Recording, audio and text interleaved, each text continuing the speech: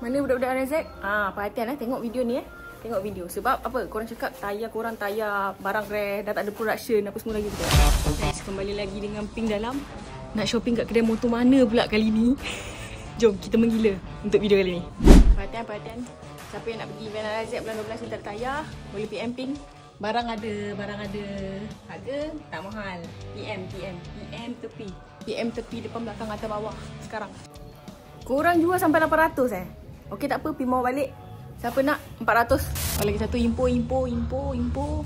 Brembo P34 19,800. Korang kata murah ke mahal? Murah ke mahal guys? Kalau berminat boleh PM.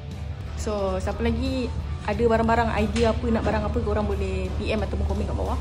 Sebab kita memang tengah nak shopping ni. Okay, sebab apa Pink cakap korang nak apa bagi tahu je. Sebab apa? Ambil kau part katalog bersusun. Siapa nak NGK punya plug cable original, racing cable punya pun ada. Okay guys, RI VZ RAM 64,900. So dia jadi lebih kurang 1,600. Kalau kat Malaysia harga dia 2,380. Shall we makan harga 60,000 je.